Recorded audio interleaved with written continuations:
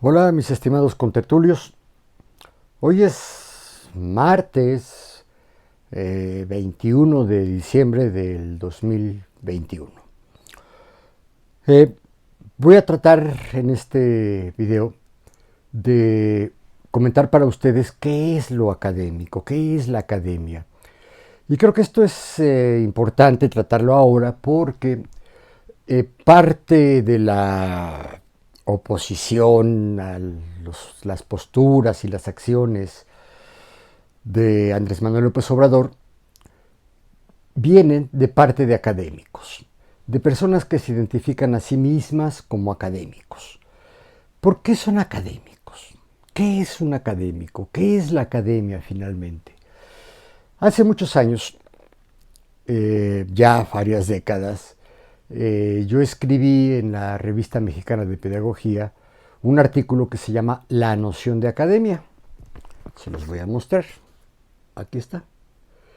La noción de academia.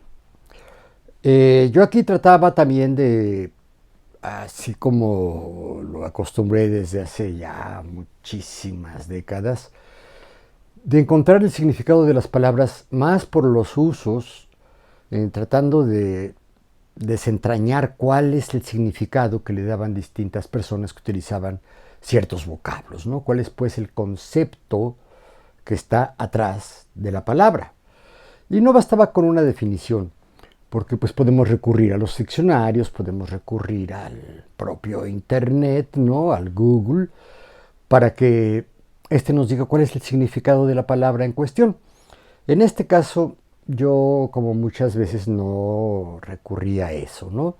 Vaya, sí consultaba los diccionarios, sí consulto los diccionarios, pero no me quedo allí.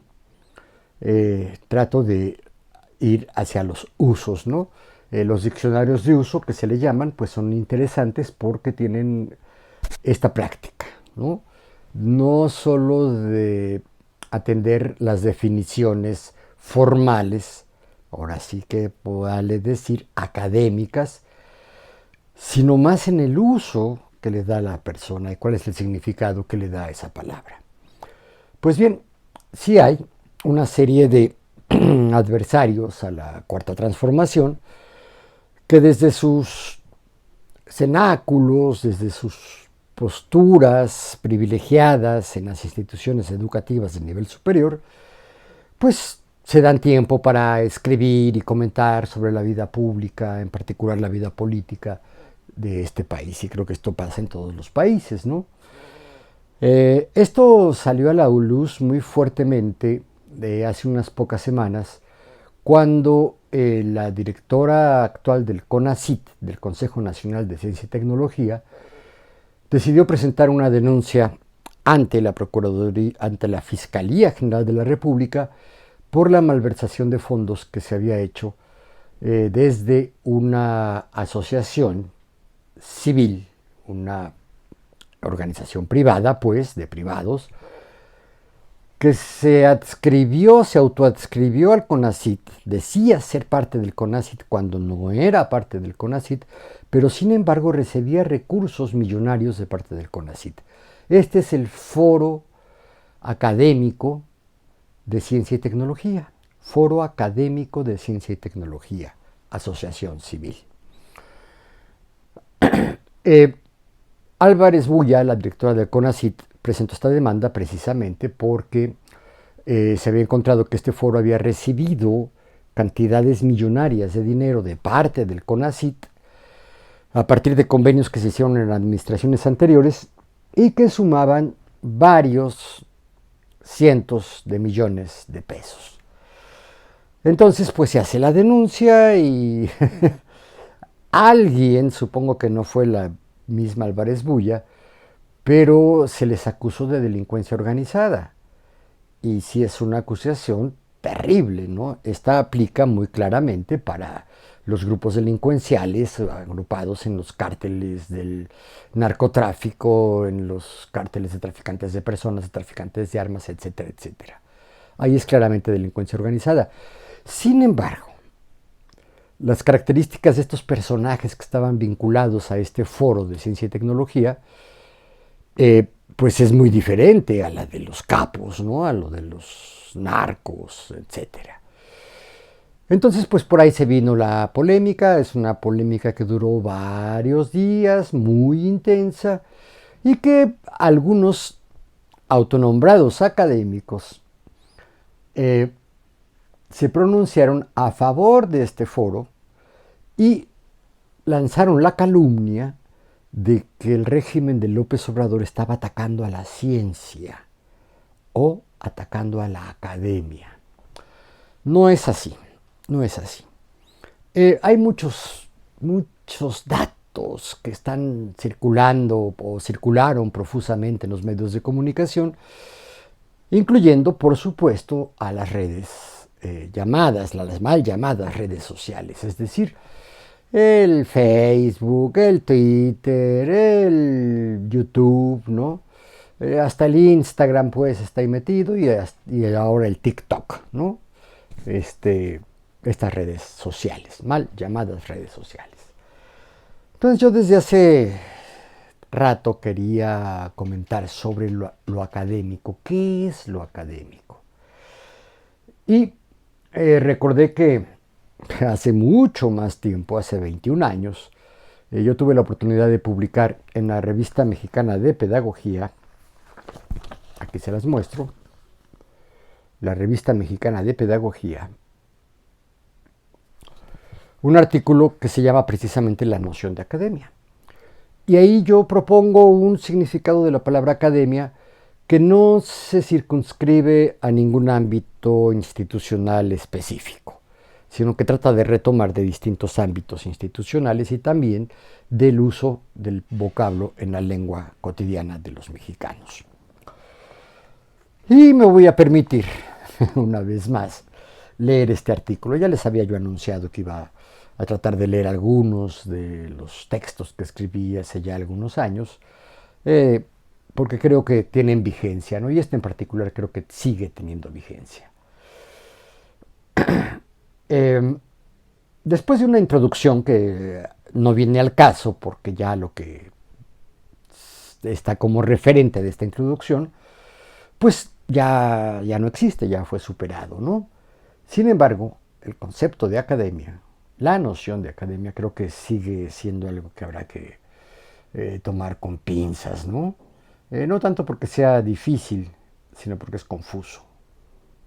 Y eso contribuye a que sea difícil. Pero que hay una propuesta, pues, que creo que vale la pena comentar. Me abrevio, pues, la introducción al artículo, es un artículo de opinión, y empiezo con la pregunta, ¿qué es lo académico? Para responder a esta pregunta, se antoja escoger alguna de varias opciones. Preguntarle a alguien que sepa, ¿quién? Consultar en algún diccionario o en varios libros el significado del concepto, inventar una definición propia o hacer un ejercicio de crítica semántica. En este caso, por ser más divertida, me permitiré seguir la última opción, la de la crítica semántica, pero tratando de eliminar la exposición de los elementos técnicos y destacando sus resultados. La palabra academia y sus derivados, académico y académica, se utilizan de muy diversas formas en distintas frases y, como lo sabe hasta un estudiante de nivel básico, el significado del vocablo varía de acuerdo al contexto, es decir, al texto que lo rodea. ¿En qué frase se utiliza la palabra academia? En lo personal, recuerdo que esa palabra se la escuché por primera vez a mis padres en mi infancia. Como típicos representantes de las clases medias urbanas que fincaron su patrimonio durante los 50 y los 60, su patrimonio, en los 50 y los 60, mis progenitores pudieron contratar a mujeres jóvenes de extracción rural para que les ayudasen con las tareas domésticas. A pesar de este rasgo señorial y aristócrata, mis viejos eran gente decente y como buenos maestros se preocuparon porque esas muchachas recibieran algunos de los beneficios educativos que la gran ciudad ofrece. Así, a la que no sabía leer o no tenía incluida la primaria, la mandaban a la nocturna, entre comillas, es decir, a alguna escuela para trabajadores que funcionara con horarios nocturnos. En cambio, a la que ya había concluido con la enseñanza obligatoria de entonces, primaria, la mandaban a la academia. Recuerdo a Chabelita, oriunda de Zumpango del Río, Guerrero, quien había concluido satisfactoriamente los estudios de primaria en su pueblo natal y que fue reclutada por mi madre. La muchacha se resistía a venirse a la capital e interrumpir sus estudios. Sin embargo, con buen tino, su futura patrona, o sea, mi mamá, esgrimió un argumento que terminó de convencer a la joven y a sus familiares. Ándale, ándale, mujer, le dijo mi mamá, vente a trabajar conmigo y te inscribo en la academia para que estudies lo que quieras. A Chabelita se le abrieron más sus ya grandes ojos y preguntó, ¿puedo estudiar corte y confección? Por supuesto que sí, respondieron mis padres, y le prometieron respetar escrupulosamente sus deberes escolares y más aún, comprarle los materiales que necesitara para tal propósito. Finalmente, la joven accedió y regresó con nosotros al Distrito Federal, hoy Ciudad de México. A partir de entonces, todas las tardes, al cuarto para las 8 de la noche, Chabelita salía de casa con su regla bajo el brazo y en la mano una bolsa de mecate repleta de utensilios propios de su sexo y condición. Tijeras, agujas, alfileres, dedales, telas y patrones para aprender a cortar y confeccionar vestidos. ¿A dónde iba Chabelita todas las noches? A la academia, por supuesto. Más adelante, cuando empecé a acompañar a mi padre a impartir sus clases en la hoy benemérita Escuela Normal de Maestros, alguna de sus alumnas, seguramente enamorada de su profesor, me confesó mientras me invitaba a una golosina que mi papá le encantaba porque era un gran académico. Además de que ya intuía yo que la tal estudiante pretendía coronar la testa materna de mi madre con vigorosas astas, me incomodó mucho la idea de que mi padre se desenvolviera en el mismo ámbito, la academia, en que lo hiciera aquella Chabelita que años atrás había sido la sirvienta de casa. Esta misma forma de utilizar la palabra la encontré lustros después en la UNAM, donde a criterio de estudiantes, maestros y autoridades, los buenos académicos suelen ser los mejores docentes y o investigadores. Más recientemente, cuando a mis grupos de alumnos les pido que mencionen algún gran académico, salvo muy raras excepciones, me responden con el nombre o más bien el apellido del creador de la teoría de la relatividad, Einstein. Incluso la fisonomía del físico alemán, ya en su edad senil, es la imagen de académico que tienen en mente casi todos mis alumnos. Otra forma de usar la palabra academia es la que se da en los ambientes escolares de nivel medio y superior, referida a la agrupación de catedráticos de materias afines, que se hace con fines de organización escolar. Así, por ejemplo, en la primera época del Colegio de Ciencias y Humanidades, los profesores pertenecían a una u otra academia, de historia, de ciencias experimentales, de matemáticas, de lectura y redacción, etc. En aquellos años, la adscripción de determinado maestro en determinada academia solía ser un criterio casi definitivo para relacionarnos con él. Por su parte, en las secundarias, cuando los mentores de una misma asignatura se reúnen para tratar la problemática docente, se dice simplemente que hay academia. Los maestros de historia están en academia. Recuerdo que me respondió una prefecta al preguntarle por un profesor que impartía esa materia. Hay otros usos de la palabra academia que es interesante comentar porque le dan un matiz a los significados que hemos insinuado hasta el momento. Tanto en el mundo artístico como en los cenáculos de personalidades destacadas se usa la palabra con distintos significados. En el primer caso, se trata del uso peyorativo que los artistas de vanguardia, sobre todo los artistas plásticos, dan al vocablo al aplicarlo a los autores y a las obras que siguen fielmente los criterios de alguna escuela o tendencia. Para un pintor o un escultor, por ejemplo, crear una obra académica es producir objetos estéticos sin ninguna innovación y con un temeroso respeto a los cánones establecidos por los grupos artísticos más dominantes en un momento dado.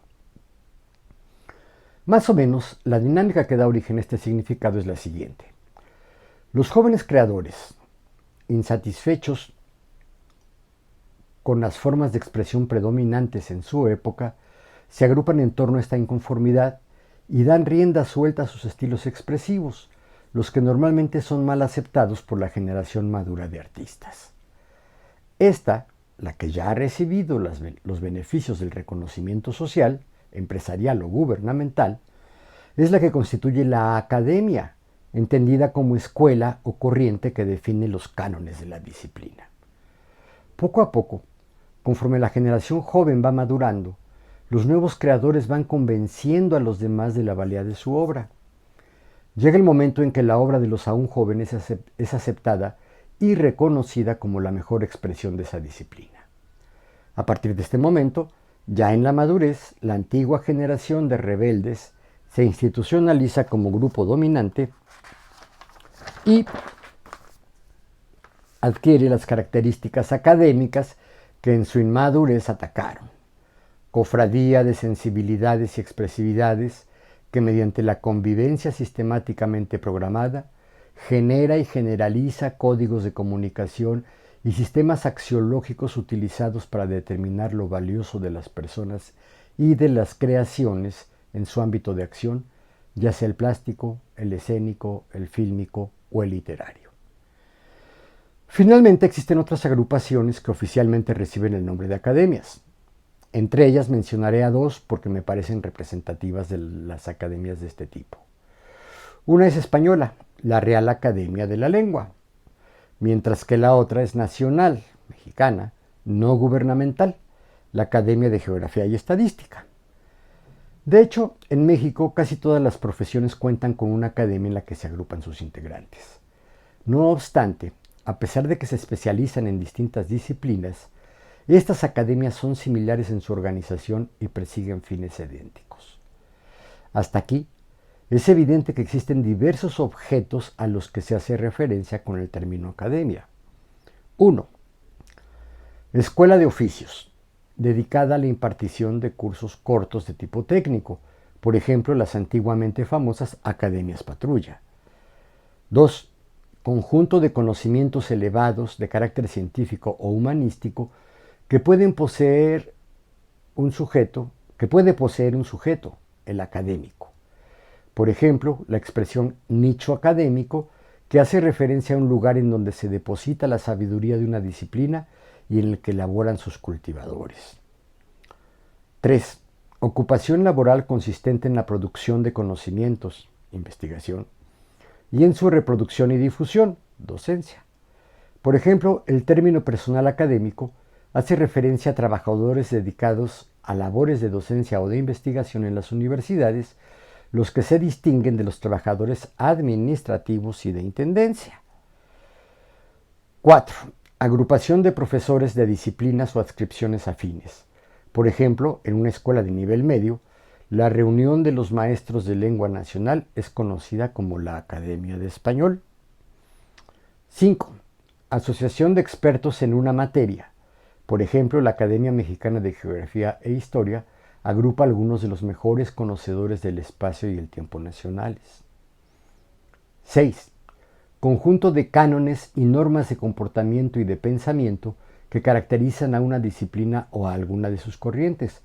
Por ejemplo, la Academia de la Plástica Mexicana es un conjunto de parámetros estéticos, éticos y políticos derivados de la obra de los grandes muralistas que durante largo tiempo rigió la producción pictórica mexicana. 7. Institución educativa equivalente a escuela o a colegio. Por ejemplo, las academias de policía, que no son otra cosa que escuelas dedicadas a la formación de ese personal de seguridad y vigilancia. 8. Institución dedicada a validar conocimientos pertenecientes a alguna disciplina. Por ejemplo, la labor que durante siglos ha realizado la Real Academia Española, específicamente la de la lengua. No se me ocurren más significados posibles al término. Sin embargo, por lo que dicen e insinúan las anteriores definiciones y sus ejemplos, me parece evidente que el concepto esencial de academia es la socialización del conocimiento y su validación. Desde este punto de vista, no existen contradicciones fundamentales entre la academia a la que asistía Chabelita la de Zumpango y la que fundó Sócrates en la Grecia clásica.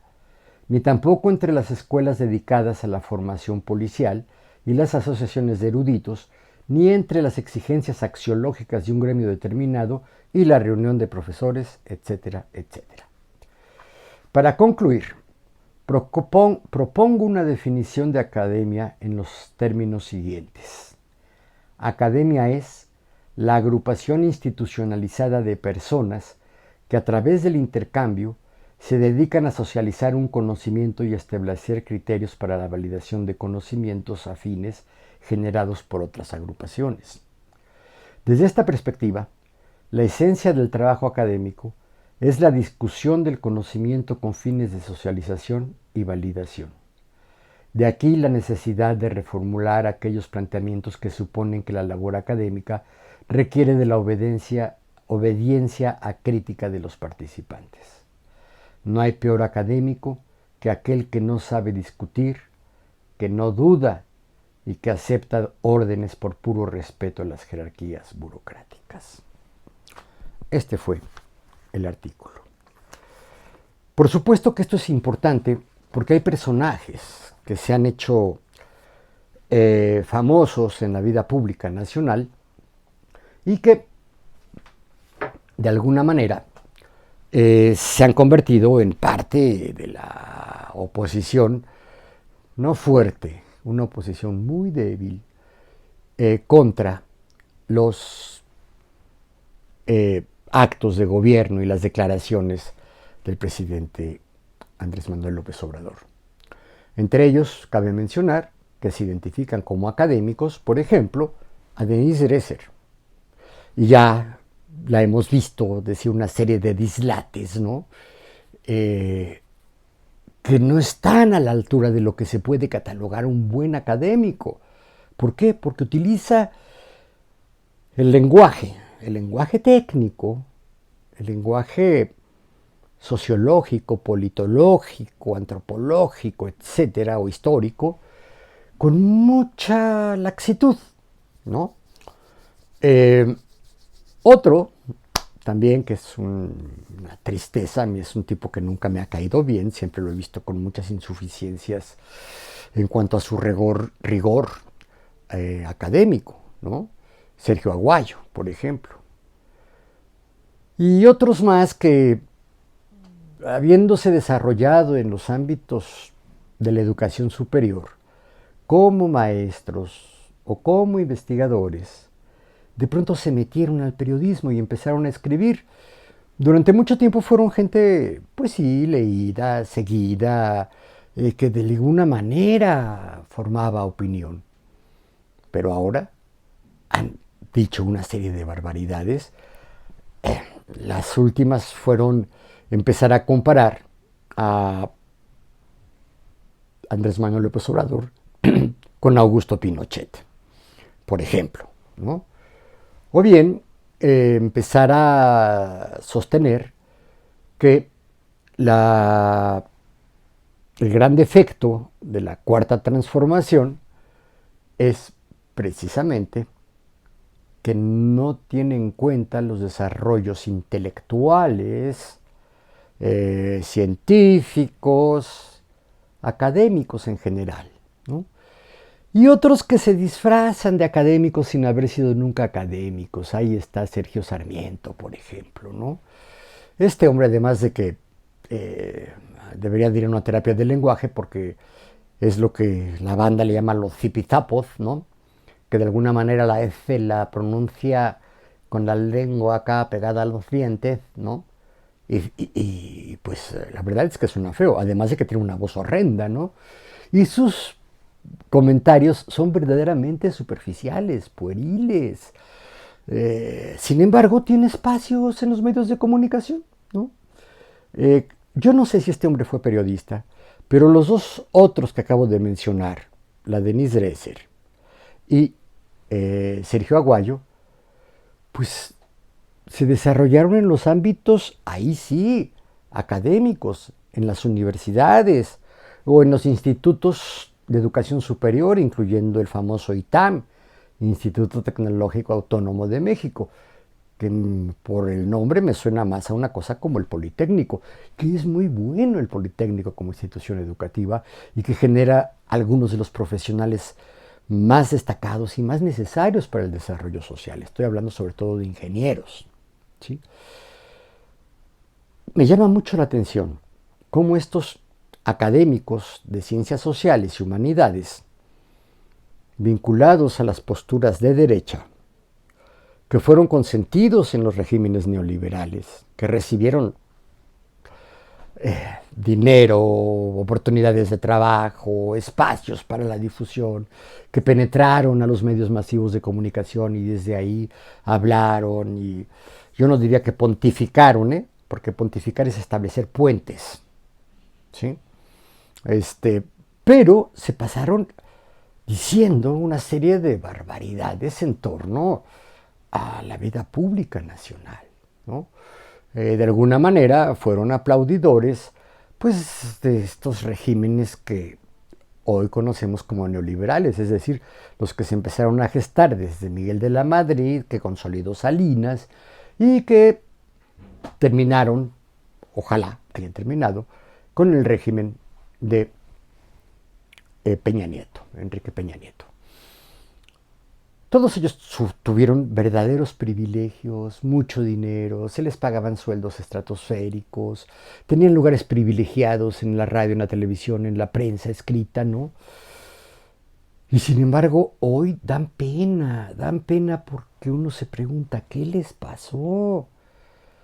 Pues algunos de ellos eran gente inteligente, en particular Ladrés, era un poquito Sergio Aguayo, de este hombre tercero que hablé, pues no, ahí creo que no hay mucha inteligencia que digamos, ¿no?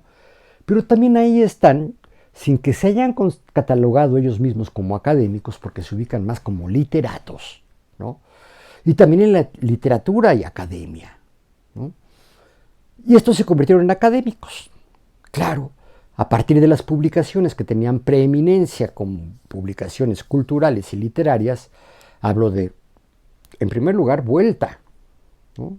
Que después de la muerte de Octavio Paz, que fue el fundador de la revista Vuelta, pues la asume Enrique Krause. Y después Krause, no sé si abandona o quiebra a Vuelta, pero funda la revista Letras Libres. Y esta, la manera de obtener muchísimo dinero era que los gobiernos panistas y priistas le compraban miles de ejemplares que no se vendían ya en los puestos de periódicos, que tampoco iban a dar a las bibliotecas o a las escuelas o que circularan, simplemente se compraba el paquete y se embodegaba, ¿no? Y lo mismo pasó con la revista Nexos, que por supuesto, pues uno de sus socios fundadores fue José Waldenberg, que fue el primer consejero presidente del Instituto Federal Electoral, que después se convirtió en el Instituto Nacional Electoral, y que hoy tenemos a un tipo que también presume de ser académico y que no cobra, ¿no? Ya solo faltaba que si el tipo gana cerca de 200,000 pesos mensuales, pues solo faltaba que cobrara todavía sus regalías por colaborar en esta revista que es Nexos, ¿no? Ese era José Waldenberg. Su sueldo era diferente porque el sueldo del que mencioné, cerca de 200,000 pesos mensuales, es el que cobra hoy el consejero presidente, que también está metido en un brete. Y que este hombre Córdoba presume que da clases en la UNAM y dice que es su alma mater y que él no cobra nada. Pues claro que no, porque lo tiene prohibido por ley. Los funcionarios del CONACYT no pueden cobrar más allá de lo que les paga el CONACYT. Y lo mismo sucede en el Instituto Nacional Electoral. No pueden tener otra fuente de ingresos, claro. Les gusta la cosa académica, es decir, la docencia. Qué bueno, eso está bien, ¿no?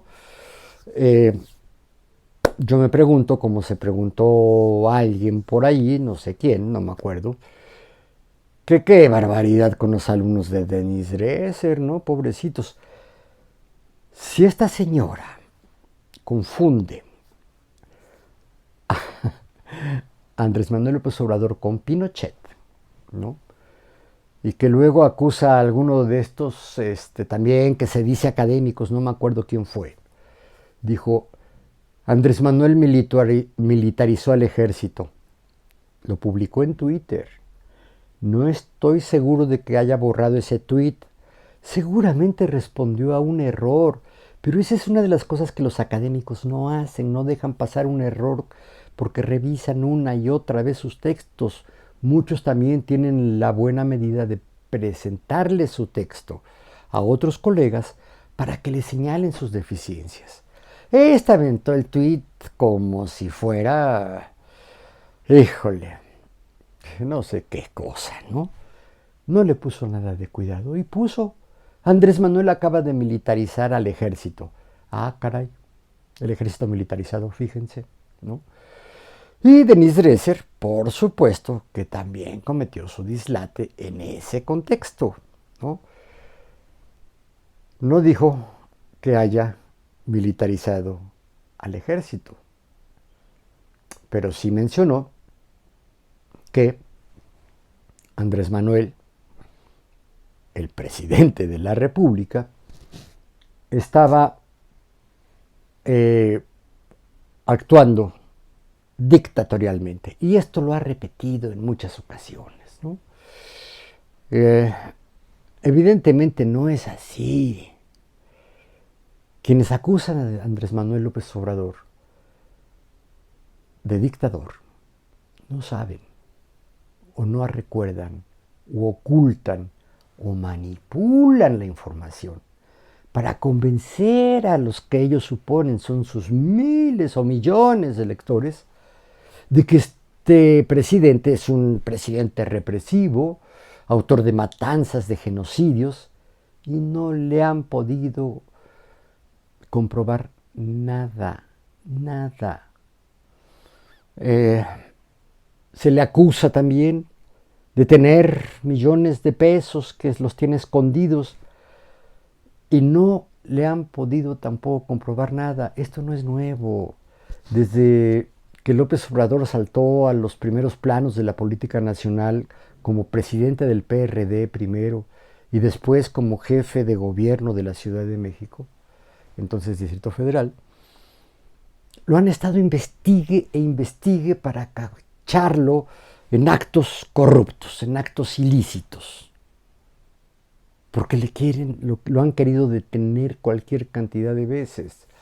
Es de los pocos gobernantes, porque era gobernador de la Ciudad de México, que fue sometido a un proceso de desafuero para poderlo someter a un juicio penal por el acto de querer conectar una callecita pequeñita, cortita, eran como 30 metros, que era un terreno baldío, expropió el terreno baldío como jefe de gobierno y decidió que por ahí pasaría una calle para conectar las vialidades importantes a un hospital particular, porque las ambulancias perdían mucho tiempo en dar la vuelta y esa callecita les ahorraba minutos que eran fundamentales para atender a los enfermos, a los heridos que tenían que ir a ese hospital. Él empezó la obra y bueno, ahí lo agarraron y dijeron, ese es un predio privado, no se puede expropiar y bueno, lo desaforaron, estuvieron a punto de meterlo a la cárcel. Fue una legisladora panista, si no mal recuerdo, quien pagó la multa y entonces ya no cayó a la cárcel López Obrador. Pero tampoco pudo volver a la jefatura de gobierno. Con esto les quiero decir cómo han estado buscándole y buscándole y buscándole y no le han hallado nada. Sin embargo, estos académicos dan por hecho y le inventan, ¿no?, vínculos, inversiones malavidas, ¿no?, y no le encuentran nada. Ahí es donde uno dice, híjole, ¿qué les puedo yo decir? La Academia de Artes y Ciencias Cinematográficas de Hollywood es la institución que define a los Óscares, por ponerles un ejemplo. Es una academia de Ciencias y Artes Cinematográficas. Generalmente no se equivocan, y si se equivocan poco, ¿no? Y rectifican.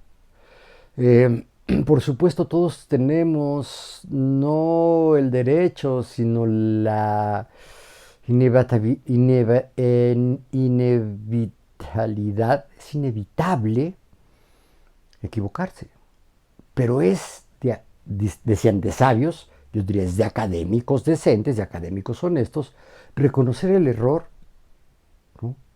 Reconocer la equivocación y enmendarla. Ajá. Estos no lo hacen, avientan sus dichos así nada más, ¿no? Por eso creo que es importante, ¿no? Esta definición que yo acabo de señalar, que el trabajo académico no es de una persona, no es lo que hace una persona en su aula o en su cubículo investigando, no. Lo académico es porque esto se hace en conjunto. A lo mejor es un investigador individual, pero que recurre a cantidad de personas vivas o muertas. ¿Quiénes son los muertos? Pues los autores consagrados que le aportan a sus investigaciones, que le aportan a sus artículos, que le aportan a sus libros. Eso es lo que es un académico. Y generalmente un académico discute mucho con otros parecidos a él, e incluso con alumnos, ¿no? Si se entiende, si es valioso, si se considera válido el planteamiento que hace. Entonces, si entendemos por academia una agrupación de personas que se reúne para comentar, discutir, evaluar una producción intelectual o una producción estética, y que a partir de esto establecen criterios para validar las otras producciones intelectuales, estéticas, artísticas, etcétera, pues por supuesto que estos son los académicos, ¿no? Y lo que muy mal hace un académico es descartar de entrada, con prejuicio, es decir, antes del juicio, prejuicio, las producciones, las acciones de personas que no comulgan necesariamente con ellos, ¿no? Un buen académico discute, alega, argumenta y acepta errores, acepta enmiendas. Eso es lo que yo trataba de decir en ese artículo, y pues esto es un poco para contextualizar la importancia de entender qué es un académico. Un académico no es un ser inaccesible, al contrario, es un ser sumamente accesible que sabe dialogar y platicar con la gente. Bueno, espero que esto les haya gustado. Otra vez me prolongué, pero pues ni modo, así son mis artículos, mis videos. Nos vemos pronto.